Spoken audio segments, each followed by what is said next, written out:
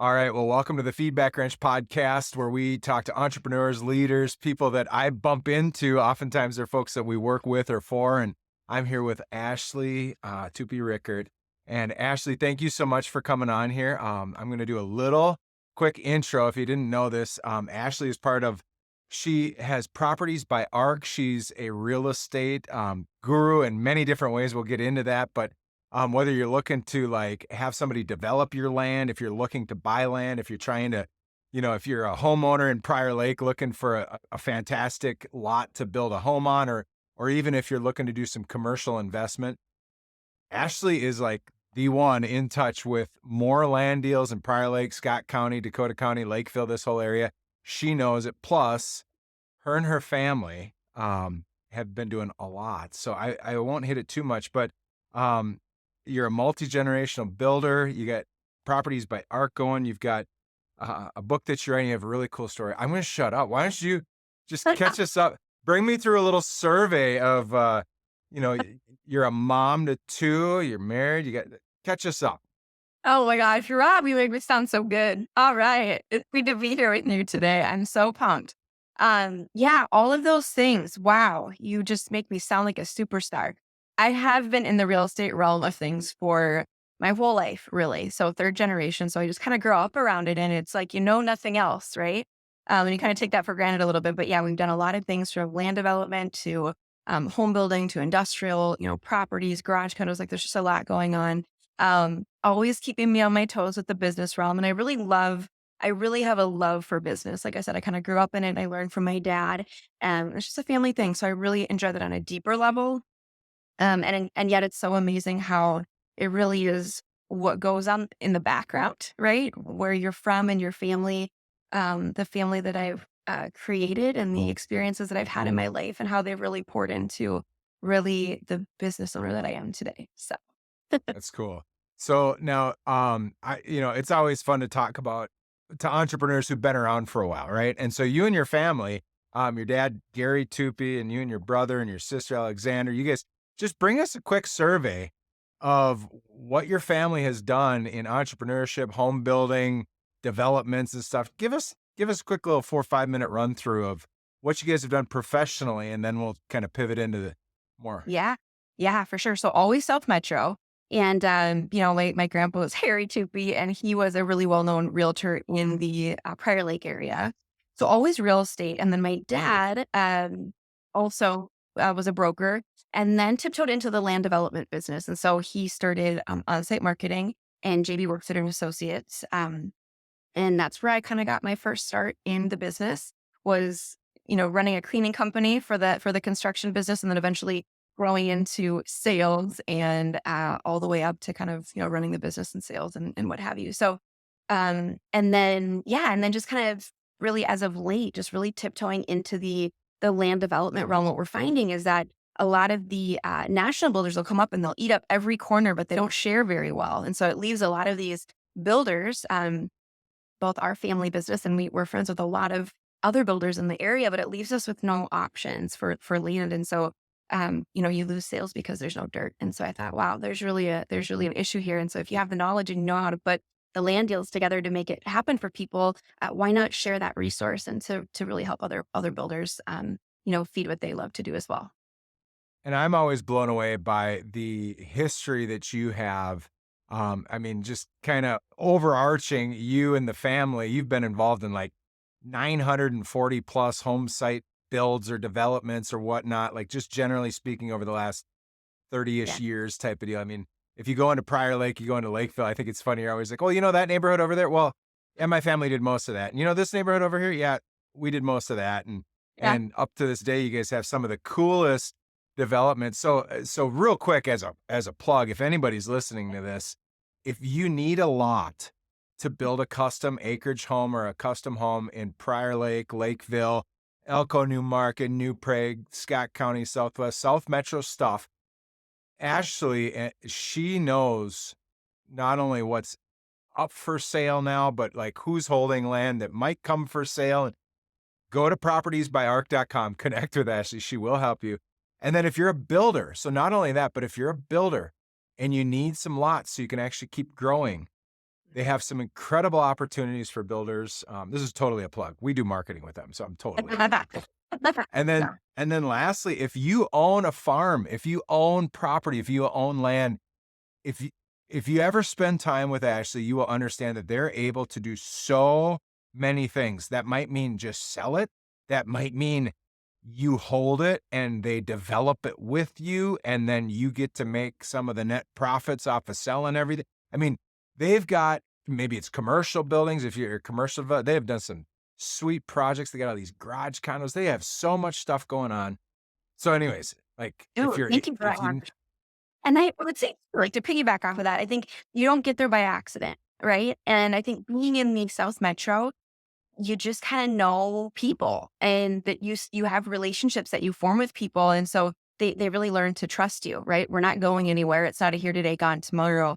And so when people think like maybe they're holding up land with legacy and they want to maintain that legacy of their family farm or something, we're very sensitive to that. Or who can I trust? I want to, sell off something that maybe even in the industrial park or something. How do I know that I'm getting my best return on it?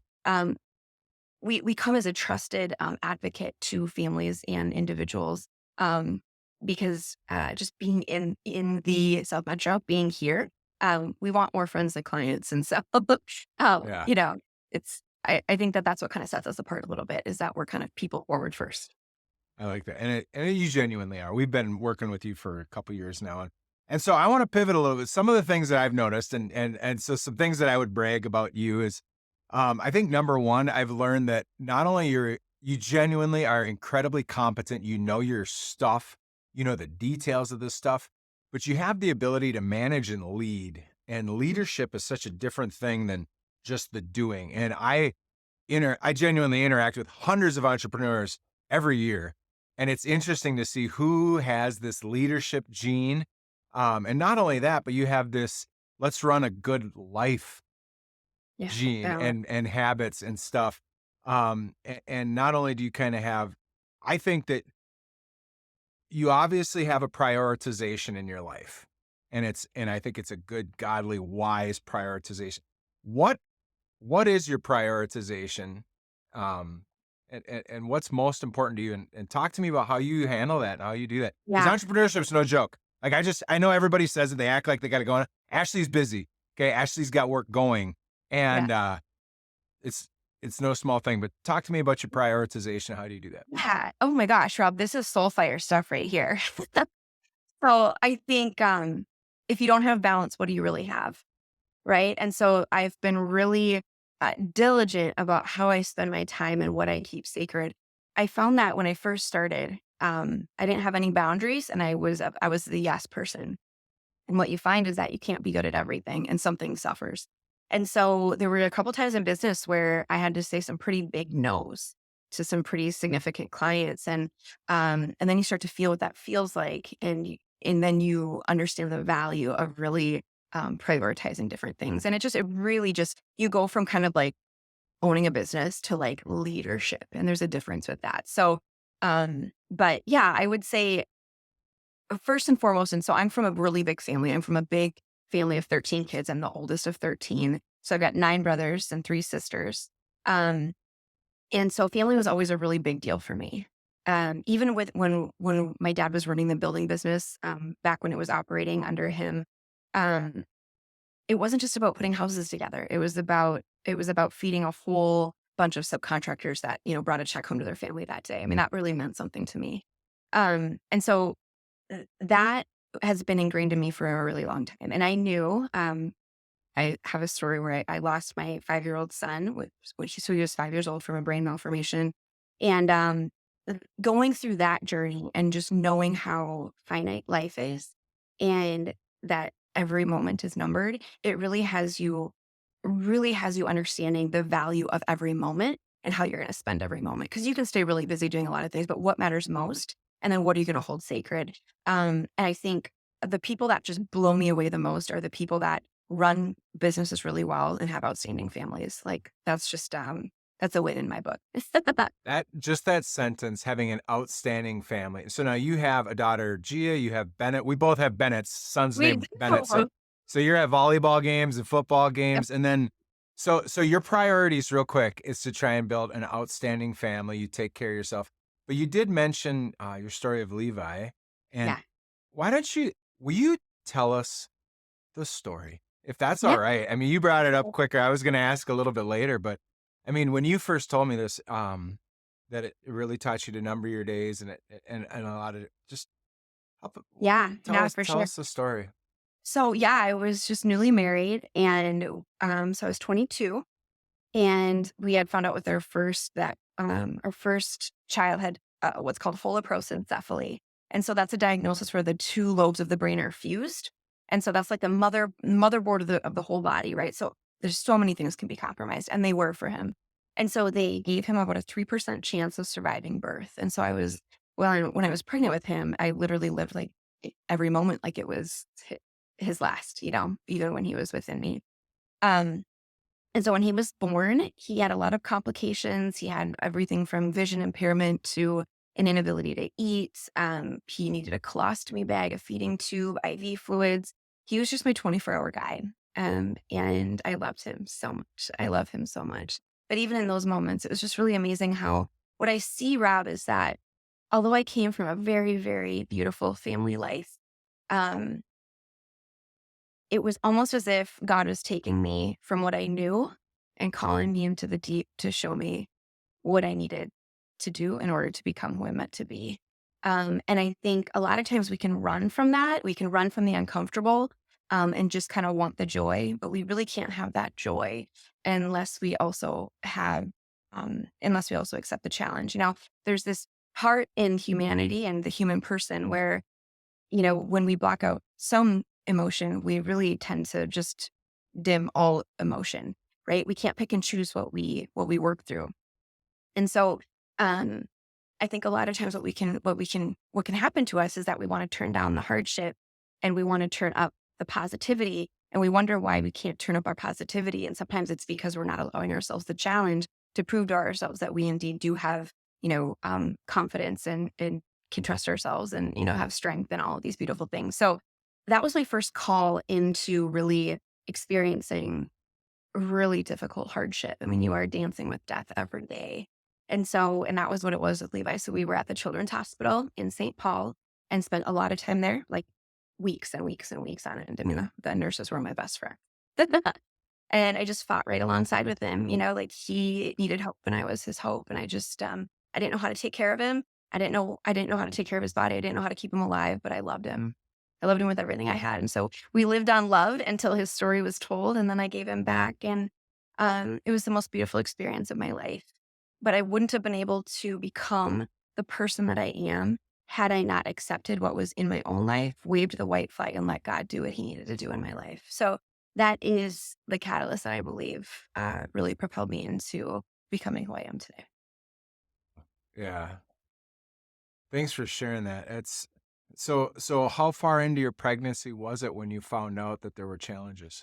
Yeah, so 18-week routine ultrasound, it was anything but routine, but it was 18 weeks. And so, um, kind of another kind of harrowing thing is I have these dreams, right? Like I'm growing up in this big family and I love my family so much. And so I have dreams of much the same. I want to have a big family as well. And so when Levi was born, they did some genetic testing and they determined that I actually had an 86% chance of having future pregnancies like Levi or worse. So holoprosencephaly is where the two lobes are fused. And that can mean a whole bunch of things. And the only diagnosis that's worse than that is called anencephaly, which means no brain at all. And so I had about an 86% chance of future pregnancies having a similar diagnosis or worse. And so, I mean, I was devastated. I was absolutely devastated with that. And so I remember, confiding in my dad, because that's what every girl does is, you call your dad when you're in trouble. And, he just said, hey, like, look to the church, look within, look to the church, and it won't mislead you. And I'll never forget when he said that. And I just said, I love Levi so much and I would take another one of him in a heartbeat. And I want any siblings to really experience Levi and what he is.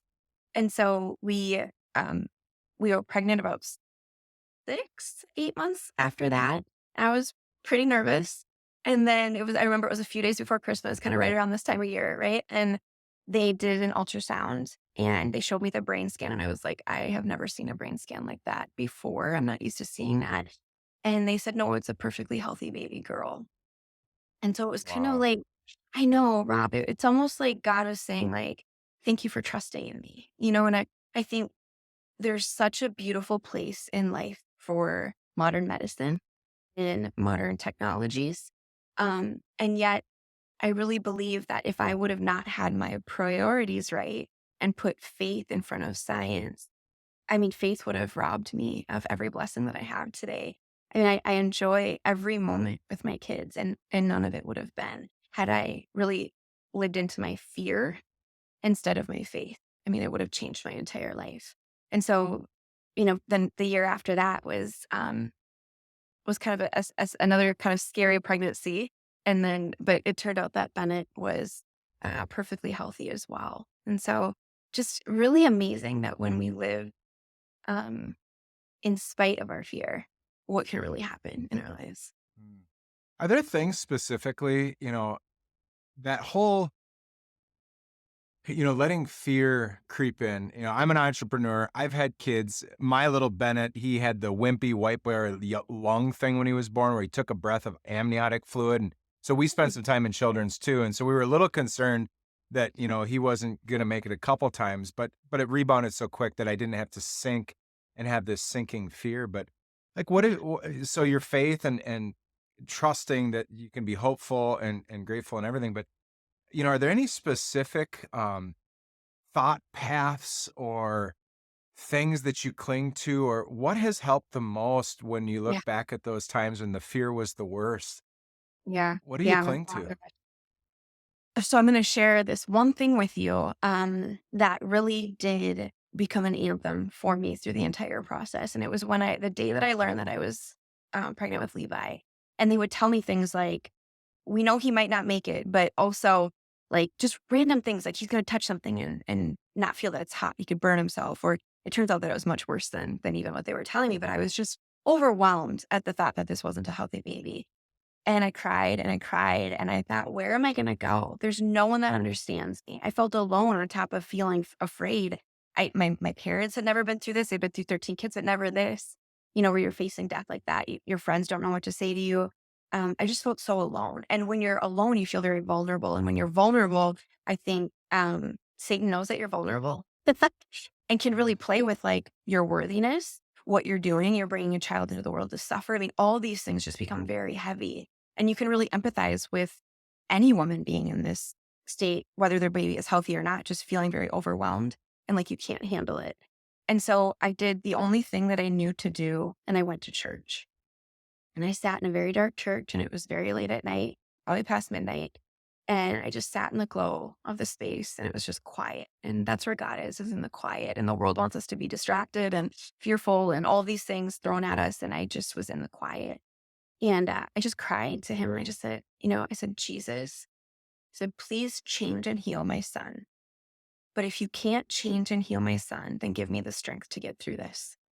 And Ron, I was kneeling at that bedside so often at the hospital and clinging to fentanyl drips and clinging to, I mean, there were bowel obstructions where he was so sick and so close to death that they literally couldn't close his stomach because his bowels were so distended that they couldn't even staple his stomach shut. So they had, it was just stuff, IVs and heads and things that are so traumatic.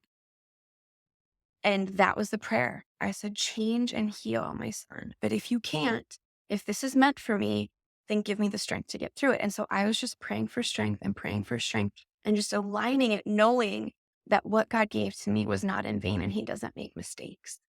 And so there came a time, this is the aha moment in it all. This is the beauty of blind faith, because I spent 5 years praying this, not knowing what I was praying for. It came time to write Levi's eulogy. And at the top of the page, I knew that there was no one else that could write it but me, because I knew Levi. I could talk to Levi with no words. I could look in his eyes and know exactly I need to titrate up 3 cc's of saline. I knew him from the inside. And I wrote at the top of the page when I started the eulogy, I wrote, Lord, change and heal my son. And if not, give me the strength to get through it. just what I knew how to say. And I realized in that moment, Rob, I realized that God was actually using my son to change and heal me. And I was praying for it the whole time. It was just a little different. I was praying for healing and change. And God's like, no, no, that's for you. That's for you. Mm, That came for you. that's Um, so good. it's That's so beautiful. good. It's the love. It's the love. It's the love of children. It's the love of God. It's just an amazing place to exist. Yeah, and two things that pop in my head. So first off, thanks for sharing that. We were just, there's this verse in Daniel. It's Daniel 3:17, and it's where Shadrach, Meshach, and Abednego are on threat to be thrown into the fiery furnace unless they bow down and worship. And they basically say, "Hey, if we're thrown in the fiery furnace, the God whom we serve is able to save us. He will rescue us from your power, your majesty. But even if he doesn't, we will never serve your gods or worship your gold statue." And so, like, the point, and we just had this at church a couple weeks ago, but the idea of, like, it's so hard for us to stay faithful when such difficult things are happening. And he's like, just be a steward of this moment. Trust me, look to me, be in relationship with me. And then there's that celebration of, and it's genuine. Some people think it's the opiate of the masses. I don't. I think it's real. We're going to stand before Jesus.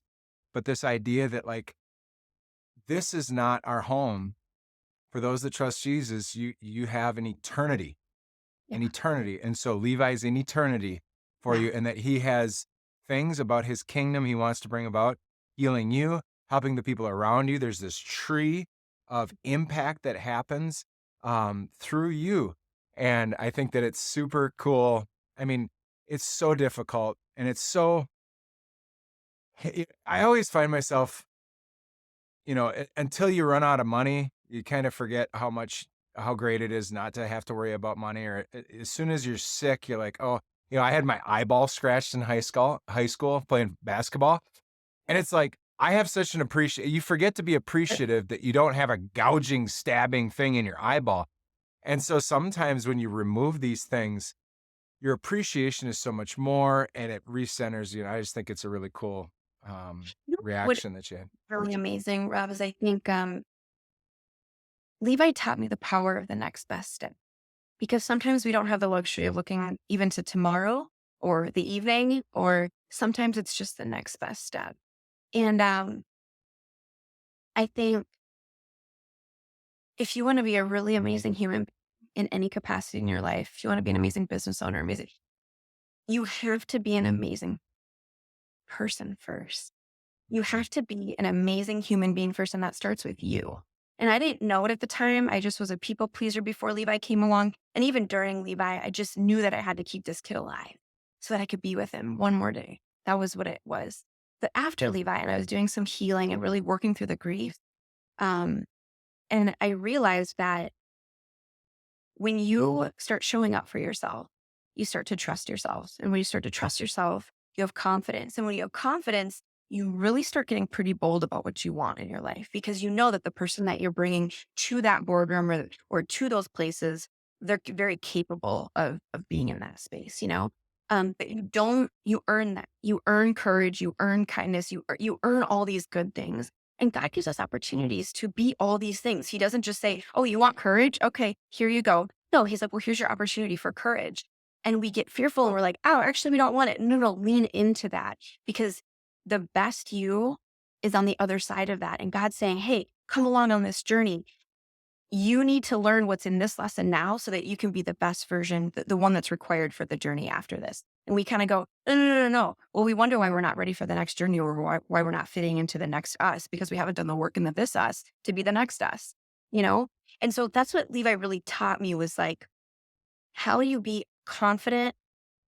I'm here for a reason, human being, to go be a badass business owner. It's amazing. But a little child with a broken body required this mom, the version of me, to love him so that I could go and be a really great, human going forward. I could never be the person I am today without first taking care of him. I'm convinced of it. No, and what's fun is we interact a lot with you, being on your Yep. marketing team, And I always think it's cool that I take a step back and I think of Ashlee and I think it's somebody who keeps her priorities. You're a good leader. You're good at, I can tell you navigate big difficult situations. I was around you once when you had a big house that had been built and you were there. And I always joke when we make a mistake or when there's a disconnect between expectation and reality. It's not Yeah. even that a mistake gets done. We do digital stuff. So it's like, oh, let's hurry up and do this.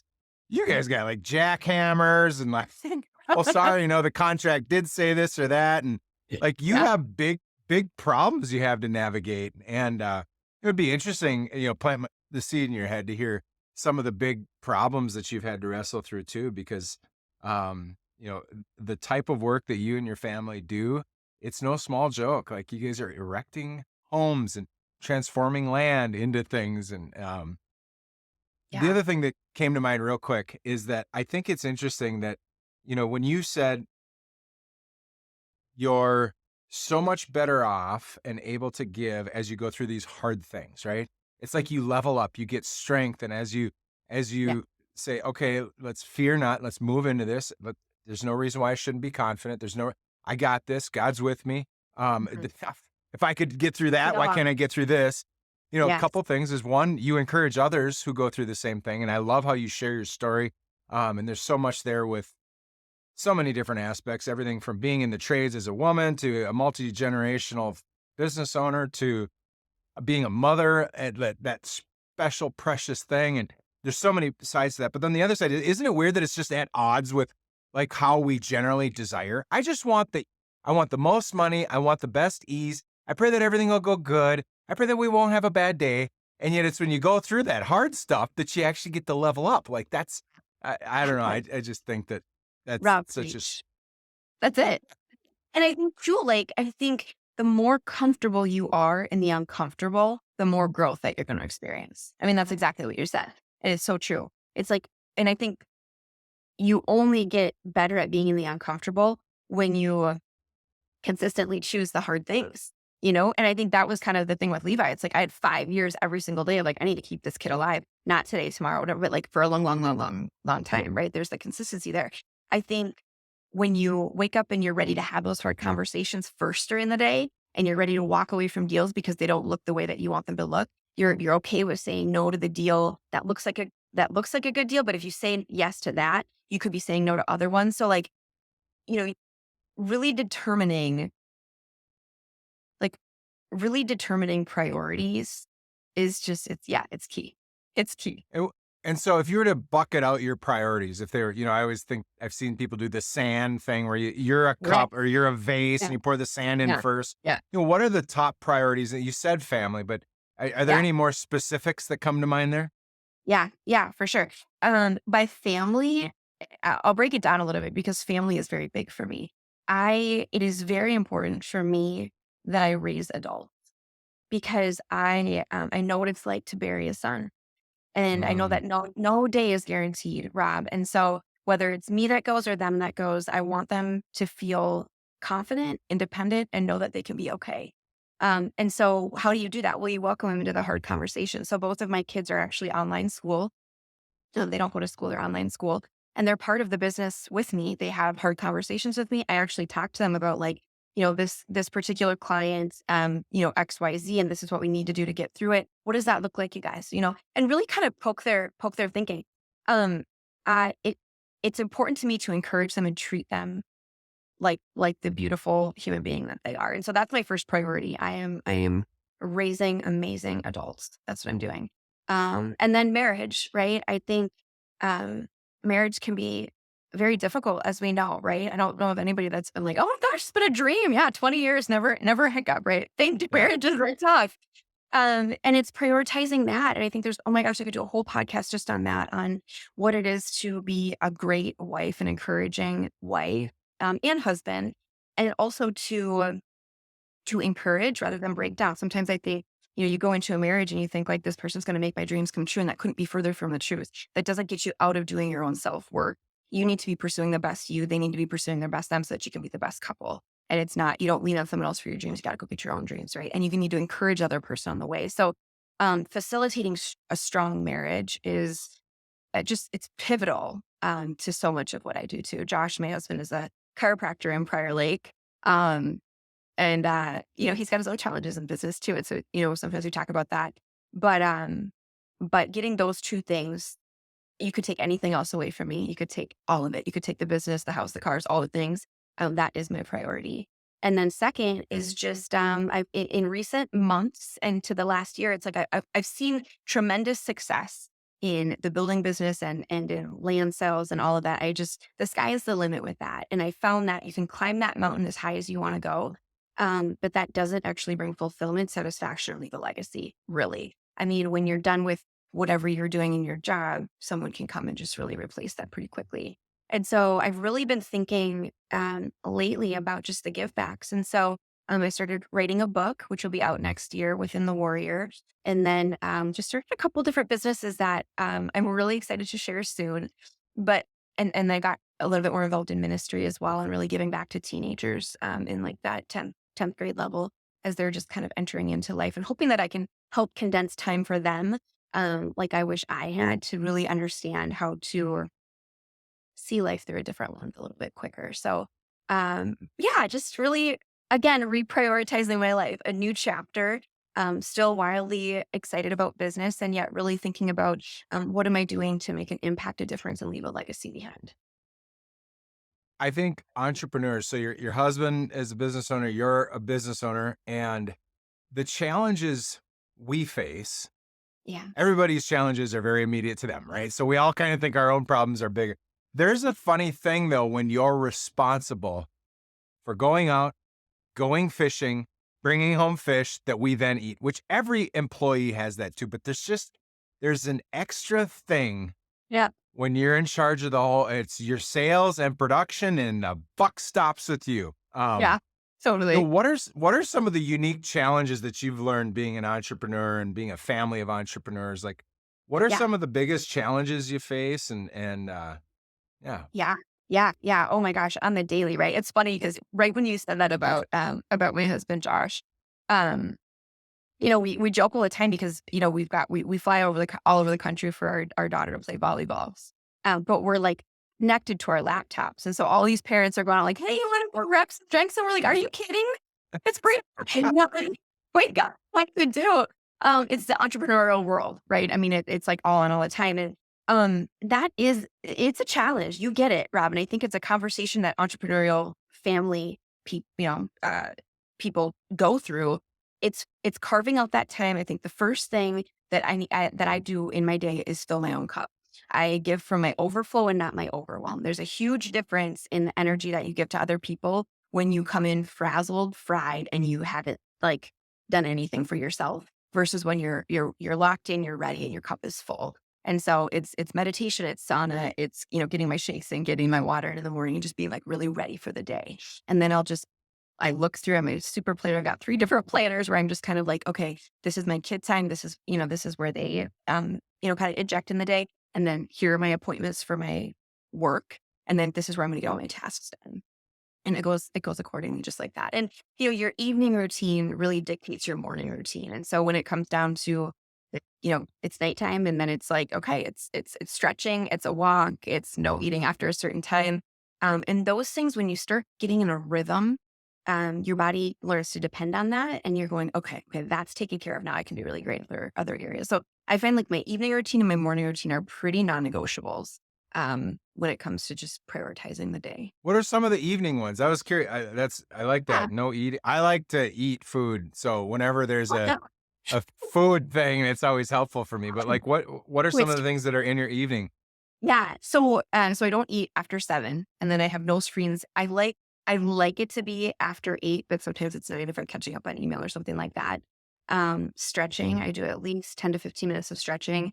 I also walk, but not when it's this cold. I Not sometimes, today when it's negative but 5 and yeah, disgusting. Why do we yeah, I live here? don't Yeah, break self harm. So, yeah. uh, and then prayer, and just being with the kids. That I love the time that I spend with them in that way. Just the conversations that we have even after practice and things like that. Um, we never know when it's our last, right? When is it our last? And the last time we pick our kid up, or the last time that, whatever. I just treasure Mm, each one like it's the last one because you know eventually it will be. So that is, yeah. I've had that thought after somebody mentioned that I never thought that would be the last time I said goodbye or hello to somebody. And that's yeah, a thought that we could all of us could sit in a little bit longer and say, how do we treat each person like this might be the last? yeah. That's good. That's good. Um, so you've also you have a family of entrepreneurs and you've been birthed out of this. Like, talk to me a little bit. You're a woman in construction for a long time and you're in land and construction and stuff. Come to find out, it's not always the easiest thing. Yeah. Whew. Yeah, What definitely. talk to me about what's that like? What have Yeah. you learned? And I know you're not a complainer. We're not here to just complain about stuff, but Yep. I'm always, and I just want to quick preface. I love working with contractors. Like half my buddies that went to high school with me, all the ones that chewed tobacco in shop class. Yeah, they all own their own company now. And my dad sold to construction folks. And so I got nothing but we watched this house get built next to us where they Yeah. erected the whole thing. I think watching a framing team is about Yeah. the most badass Easy. thing I could watch. I'm So like, they just so look true. at sticks and plans Yeah. and up comes the house. Yeah. So I got nothing but respect. And yet there's totally a crabby, sexist thing that goes on where it's like, get out of here. And there's Yeah. weird challenges. So I just want to preface that, like, I can appreciate if you do listen to this. Yeah, I get it. Yeah, we're a little hard to, we're difficult sometimes, but I don't Yeah. know. Help us Yeah. understand what you've learned through it. What's it been like?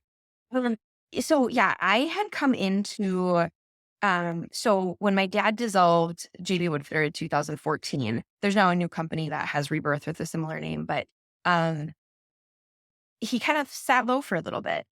And then my dad or my brother Jake and myself resurrected our building company for our family and we call it Moderno Homes. Um And so I was welcomed into that space and my kids were just kind of getting into school and in a very business ownership realm, not just sales and marketing like I had done previously. Okay. And what I realized is that there's an extreme lack of communication that happens. Everyone thinks that they're a good communicator, but when it comes right down to it, there's not a lot of communication that's actually effective. And so I really took great pride in taking that Moderno brand and making sure that communication was happening. And You not mean just when you say communication, what do you mean? You mean between you and the yeah, customer and the designers and the contractors, the whole thing, all of right? it, all of Okay. it. Yes, yes, yes, yes, yes. Because a lot of times what'll happen is like a homeowner will come and they'll want to build a house and they see a vision and the builder's going, okay, I see the number and I need the sale. So I'm going to make that number make sense, but it actually doesn't match the vision. And that's where a lot of things go really wrong with the building experience, right? And so I Bet. said, time out. We're actually going to pour the vision out on the table first. And then we're going to bid the vision. And then people know what's happening. And then furthermore, if we decide to go forward and everything's looking good, we're going to actually rebid the house and make sure that every quote from the subcontractor and every uh, like work order from the designer, right? So we know what it looks like, we know how much it costs, and then the builder understands and the homeowner understands, and all of us sign a contract that says this is exactly what's happening. Then there's no like, well, I needed 2 more courses of block, or I didn't think that the fireplace was actually going to be finished like that, or I thought that, there's none of that. It's like, nope, the 4 of us. And so every category, which there's like 200 of them in construction, are solution to that, what I felt was important is that every single category had a conversation and it just went stop, lockdown, lockdown, lockdown, lockdown. Now there's no gap in communication, right? And so it just really made for a very strong brand in a very short amount of time where people felt, I can trust you. I know that you're not, just you're trying to find a number and you leave me with bad quality or workmanship and bad Yeah. communication and actually what I wanted, right? So Yeah. and that wasn't always easy. And there were a lot of times, Rob, where subcontractors didn't want anything to do with an extra contractor to have extra conversations or come into the office and go and look at a plan. They didn't want to. And I was kind of like, I feel like this might not be a good fit anymore. Well, we've been working with you for 30 years. I'm like, I understand that. So we can do this and it can look like this. And we'd love to have you because you're so amazing. And if we're not a good fit, that's okay. We're great human beings. And we're great friends. We don't have to carry on and do business together. These types of conversations happen a lot, right? But when you start to just say like, when it's not so much like, oh, that's okay. You don't need to sign that. That's fine. I know we've done it a lot, that way for a long time. Like, I understand. I still appreciate you as a human. Is this going to work or is this not going to work? And you kind of give it back to them a little bit. Um, those types of hard conversations, if you're the more comfortable you are with having those, it catapults you into a whole different ballgame.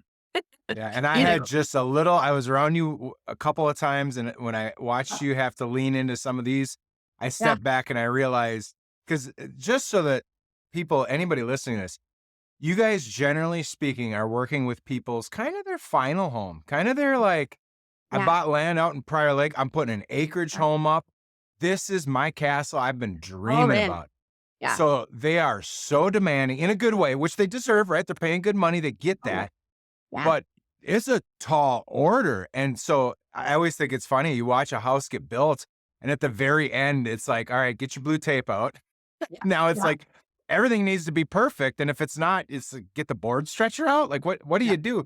And so you guys have a tall order that you're going after, your clientele. And I think it's interesting. Talk to us about kind of the clientele that you developed while you were working in Moderno, because it's a little bit of, and now what's cool is I love how your land expertise and development expertise and this gigantic Rolodex of all of the players in Prior Lake, Lakeville, you Yeah. know whose farm's going where, who's doing what, and like you've been able to really identify your core strength. But I thought you learned.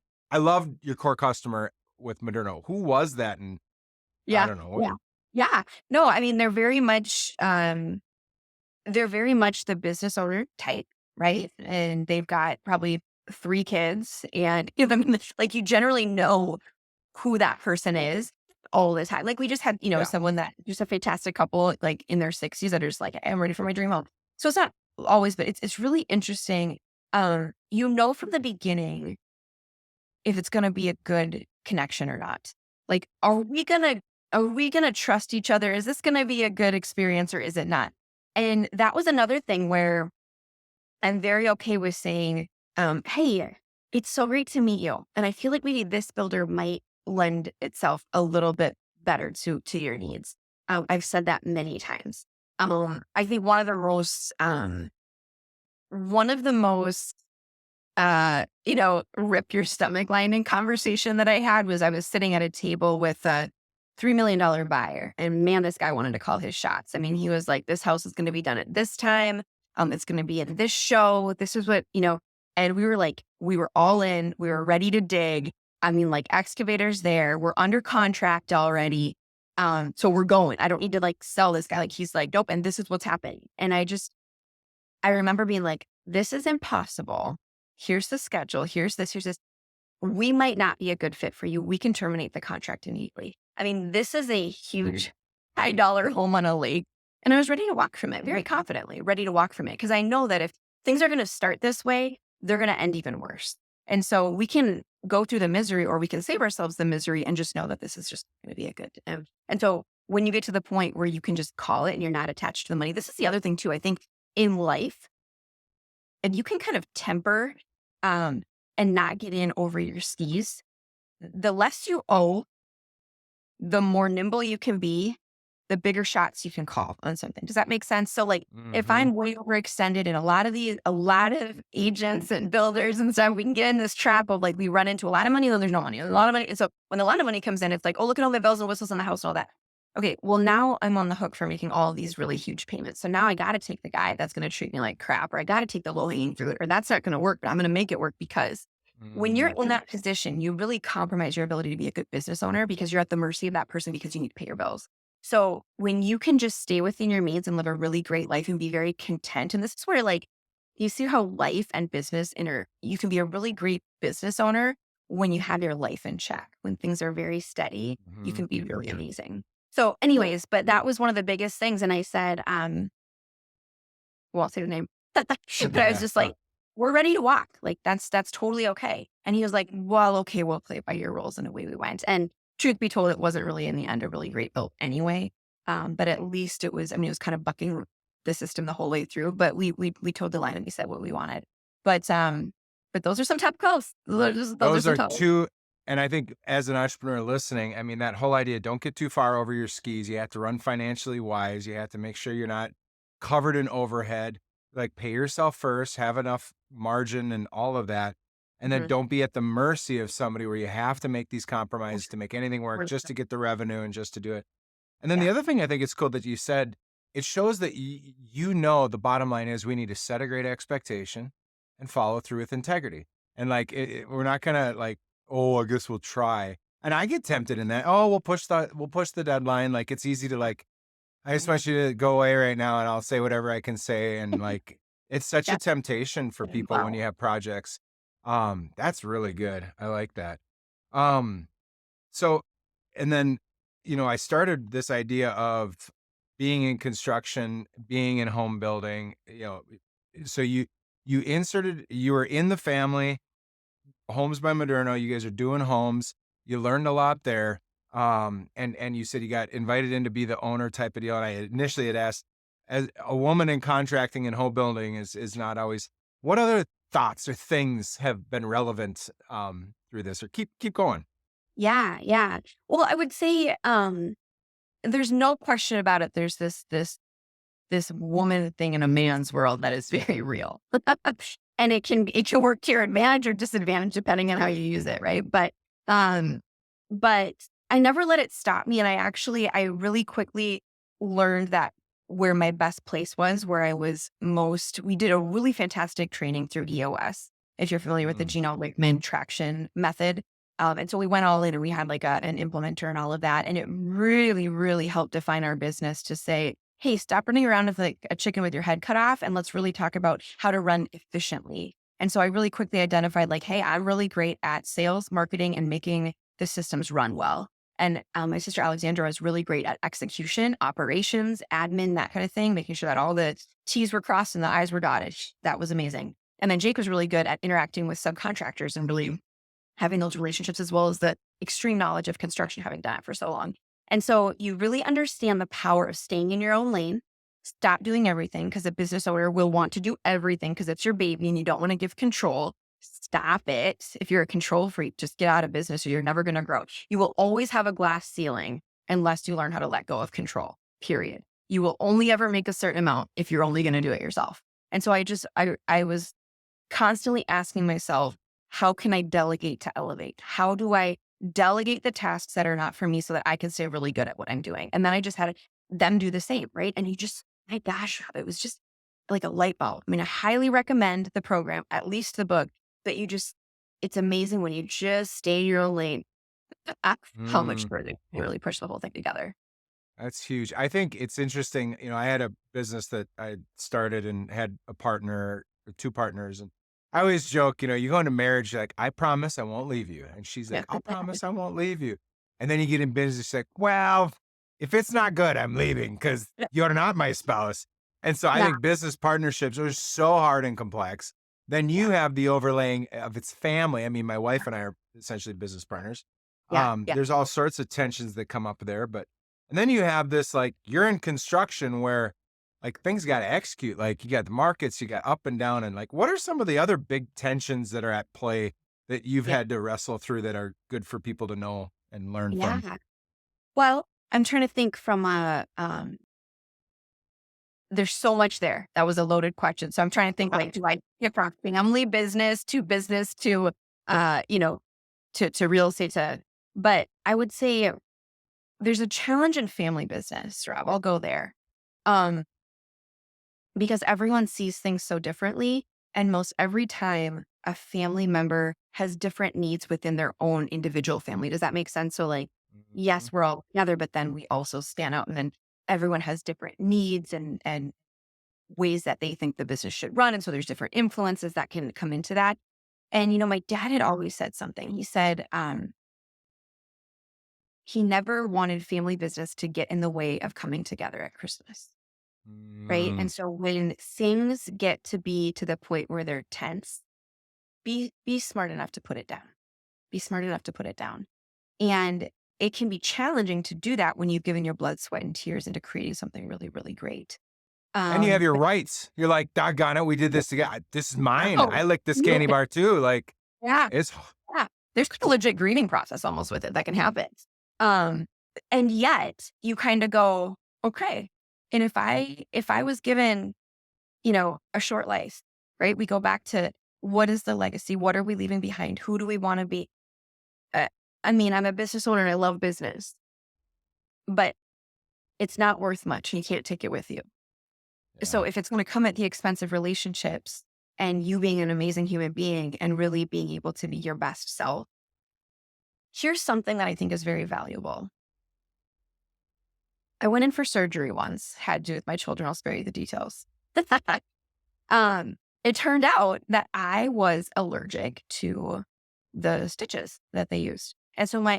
I wouldn't heal. My skin was not going together and it would not heal because it was like literally being like, I won't go back together because I don't like Oh what's here. my So then I gosh. had to go and get these staples removed. So they took out all these staples and the skin just went. But then it started to heal. And sometimes, no matter how, and this is in business or just in life, but sometimes no matter how much we want something to work, we have to take out what doesn't work in order for us to really heal, right? Could be family business, could be anything. But sometimes that resistance is there for a reason. And so I spent many times in my life going, there's resistance here. Why?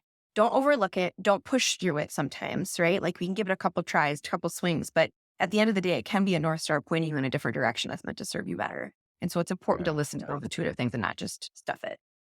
That's a good visual. I think it's interesting too how many times I know either other people or myself, your intuition, your instincts kick in and Oh, there's like yeah. I feel like maybe I need to consider Yeah. this sometime. And And hold on we for it. yeah. Well, I want to commit to this. I'll do this. And Yeah. that's really huge. I think I think I could sit and talk to you forever, but I don't have forever. Yeah. Are there some things that you've learned, tips that you have? Maybe you go back to Ashlee 10 years ago, 15 years ago, and you got advice for yourself. Like Yeah. you've hit on some really good stuff here. Um, what what advice would you have for an even younger Ashlee? Yeah. This is such a great question, Rob. I love it so much. I could reflect on this stuff all day. I would say what I would tell my future self is, or my older self, my younger self, stop caring what everybody else thinks. I feel like that was a very toxic part of my life. Um, I really hung my value and my worth based off of how everybody else was applauding me and affirming me in life, and that's what I really came. That was how I fed myself. I mean, that was just what it Mm, was. I think maybe even inadvertently being the oldest of a really large family, um, I got so much. I felt so much worth because I was affirmed in where I was and what I was doing. So I would say stop feeding into what other people think of you and start really, really investing in yourself. That is like the highest and best advice that I would have for anybody. And the more that you invest in yourself, the more, healing, processing, get through your emotions, go hit the gym, run the energy through yourself, give yourself good nutritious food, like just pray. Like, be well. Be well so mhm. that you can really understand what your purpose is in life and what you're meant to be. Because until we really lean into our purpose and know that what we're doing matters and that we're leaving behind a legacy that we're proud of, I think that we're all just stirring a little bit. We all just kind of don't really know. But man, when you align with your purpose and you're going after something, there is a fire that burns within you so bright no one can put it. So Mm. so stop thinking and worrying about what other people think of you. Put that behind you. Focus on yourself. And, I find that there's a lot of influencers out there that are really quick to show a spotlight. But the Oh, yeah. problem is that they're very empty. And we all know this. And my life coach, John, told me one time, he said, Ashley, that the faster that you pursue yourself, the more that people are going to want to get on that journey. And that's the truth of it. I found the more that I chased myself, my best self, and poured into myself, everyone is just like, yeah, Ashley, what's going on? What you doing? Wow, look at that business. Wow, wow, wow. And that's just a Yeah. secret. Love yourself. That's so good. And I find there's this strange tension between, you know, you have to love yourself. I always think I made in the image of God. God made me to be in a relationship with him. Like I'm special to him, so I should be special to me. And then, but there is this thing of saying, but I want to grow, and that doesn't mean I'm not okay. Like I'm not Oh, just trying to grow because I'm crap now. Hmm. it's understanding that and taking ownership of you may not have developed this thing. You might just be the simple inputs to a future great building. Right now, Hmm. you're just sand, concrete, and like because you haven't done any of that development. One of the Yeah. things that happened to me, just as a jump on that, I was a jock in high school, played football and basketball and all state, all metro, all everything. My identity was in my ability to play football and be a hard ass. And and then what was interesting is that like I didn't understand how to start building, character things. I kind of knew it, but it was like whatever. And then like academics, I wasn't super interested in it. And I I always struggled with like well, if I did my homework, I did well, but I was always like, I'll do my homework last minute and barely do it and hand it in. And because I just didn't care. And Huh. so what happened is when I went to school, I went on a football scholarship and I quit and came home and I just felt like a failure. And it was like, man, my identity's gone. Kind of everybody knows it. I was supposed to be like the Lakeville Rising Star, and oh my God. And I just never thought academics would be great. Like my English teachers would always like, Rob, why don't you just so I just kind of viewed myself as like, I'm not going to succeed. Well, now I literally write for a living. Like I literally communicate and write on a living. Everything Yeah. that I sucked at in school because Yeah. I wouldn't engage with it. But I Yeah. guess what it is like, I love your advice to focus on growing yourself because then you have these breakthrough moments. If you lay the groundwork, and I think what you said, focus on being an amazing person. You know, Yeah. show love to other people, be kind to other people, just even how you talk. One thing I've really appreciated with you is whenever we're in meetings with you, your words bring life to other people. Like it's encouraging to be around. And just that, it's easy to gossip, it's easy to complain, it's easy to point out the bad stuff. Um, but there's those kind of things you can work on and invest in yourself. And then, but what do you think? Okay, so if you had 3 minutes to Yeah. be done here, the stop feeding into what other people care about you. Like that's a big problem for so many people. Where does that come from? Like in Yeah. Yeah. Yeah. Well, I think there's another point that I really want to talk about too on go expectation. Maybe go. we can get that. But I do want to feed into, I think I've thought about that many times. And I think the answer to your question about it is human behavior to want to please other people. We from infancy, you smile, I smile back at you. Mama, dad. I mean, you know what I mean? Like that is how we learn. And yet we put so much stock in what other people think of us, and we want their affirmation so much that we're not actually even living ourselves. We only are living for other people. And that's where it becomes a little misaligned, right? I mean, of course I'm going to take the information from my parents or my grandparents or people that, amazing podcast. Like I want that type of stuff, but ultimately I need to make sure it's aligning with who I'm meant to be. But I would say, kind of to piggyback off of what we've been talking about, Rob, I think it's very important to understand that I think sometimes we are our own worst enemy in how we set expectations for ourselves. When I was a young girl growing up and I thought I wanted to have a big family, I had the white picket fence dream. Okay. And then everything that wasn't that felt like a disappointment. And I think it took a little bit of realigning, and maybe even after Levi passed away, for me to go, actually, God's blessings are a lot more beautiful when we stop telling him what they should look like. And if we just set down what that expectation was that was making us so sick, like we could actually really breathe a little bit more beautifully into what's before us and really be present. And so instead of God saying, hey, like, instead of me saying, hey, I want all these kids and I want to have a big, beautiful family, he's saying, actually, I just want you to have a couple and I want you to go be a mother in these other ways, Ashlee. And I was like, but I want this dream so bad. But if I were to just say, that's okay, I'm good with that. And I just breathed into this, what a more amazing human being I could be. So sometimes we are our own worst enemy by setting our expectations, and that's of our life, of goals in our life, and of people. And I think a lot of times we get really charged with people, Rob. We could talk forever and all day, couldn't we? But we get really charged with people, and we have to understand that it's our expectation of them that actually makes us angry at them. Sometimes, like Mm, it is on them how they might respond, but it's on us, on our expectation of how we expect them to respond. And so, if we just temper what that looks like, we're not so upset. It's that we've given them too much of a bar that they can't reach or might not be able to. Different for parents. I know that's more challenging, but really, it gets away from 90% of the gossip when we just understand that people have their own capabilities and capacities. And it's not for us to tell them what that should look I like that. I like that. Well, Ashlee, I appreciate it. Thank you so much. I hope this encourages people. We usually have this on YouTube and on the podcast and whatnot, but I appreciate you. Thank you so much like. for taking the time, and You're the best. absolutely. Thank you. All right. Thanks.